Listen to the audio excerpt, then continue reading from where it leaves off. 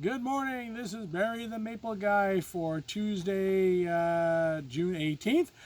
Today we're going to start off with answering fan mail. So Tim in Boise asked, we had some mid-May light frost that damaged some of the tips of our maples as they were starting to leaf out. And he asked, how do we handle it? So what can I do to fix this damage? Well, Tim, that's probably one of the biggest questions I get in late spring is that we've got damage, whether it's from a late frost in, let's say, first or second week of May, and or we've got a lot of rain, so it does some damage. So great question. So we are going to show you right now. These are some of the tools we use. This is a really nice pointed branch scissor, Japanese, of course. And this is our other one, which is also from the bonsai field, a branch pruner, which is concave, which we like, and we also use a small Japanese saw. So the first thing, as I've told everybody when we're on the radio and TV and also on YouTube, we use Lysol. I am not sponsored by them, but I've been using the product for over 20 years. So we like to spray all our tools. So we spray them to kill any kind of disease that can be left on there. Okay, so the first tree we're going to prune is this guy right in here, and this one is Ukon. And as you'll notice, we did get some late spring frost damage here at the nursery branch here, and then a big main leader here. So we're going to take these other guys and make them the new leaders. So the first thing I'm going to do is take my concave pruner, and I'm going to go down in here. So we're going to be looking for where the dieback stops and the new growth begins. So it's right here. It tells us where we're going to make our cut. Slide the tool in there and take it off just like that. Okay. Then we also have a little bit of damage right in here, so we're going to follow this all the way down to the main trunk. We're almost there. You'll see there's a nice little branch that's starting to come out right now, so we'll take this and go in there and cut that and remove that right there. So now what we're going to be able to do is potentially set this up as a new leader here. We could set this one straight up if we want to. For this plant, Ukon usually grows about 8 to 10 feet tall. So she is a young one. This is our third year on this tree, and it's in a 3-gallon container. So we're going to let her kind of fill out now for the rest of the year. Hopefully we don't get too much more damage.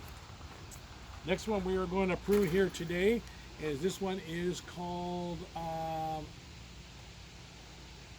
Wakehurst Pink. It's a really pretty maple. We've had some damage here from winds and also some of the cold frost. So you'll see, notice there's a branch that's broken here. It's probably from the winds that we had the other day, which were about 30 miles an hour. So we sprayed the tool. This is my scissor type pruner, which I like. I just cut that off right there, and we remove it. It's easy to get into the crotch area. So it's easy to get down into where we have branch die. I can tip it off and leave that nice branch there. We've got some dieback up in here. So I take this guy, because it's in between two branches, cut it a little bit of a 45 and remove it and take it out. And this tree is fine. The next one we have here is a dissectum. This is a beautiful one called Baldsmith. Love it. It's just starting to come out now. We'll see some dieback from either winter and or some of the spring. So we'll go ahead and spray the tools again. There's now on another plant. Cut that off right there. Come all the way down into here. Take that off right there. We've got a division right in here. We'll cut out. And then we've got all the tip dieback. This is what Tim was asking. We'll see this whole branch died, so we're going to come back here and cut it right to there. This whole tip died. And you'll notice we have brand new growth, which is wonderful. And we're going to go back in there and just tip it right like that. Okay, that'll all fill in. We got a little bit of branch up there. Then we've got some more tipping right in here. Follow the branch. Follow it to the line. We'll cut it right about there. Sometimes I take my finger and I just move it, manipulate it. It's easy to do if it's dry enough. That one is still not. Kind of cut that back. Okay. Then we got a little bit of dieback that ran right up in here, a branch. So we'll cut right in here. Take that off and open it up. And there's your quick pruning tip.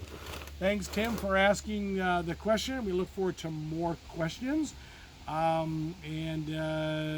you can reach me at 925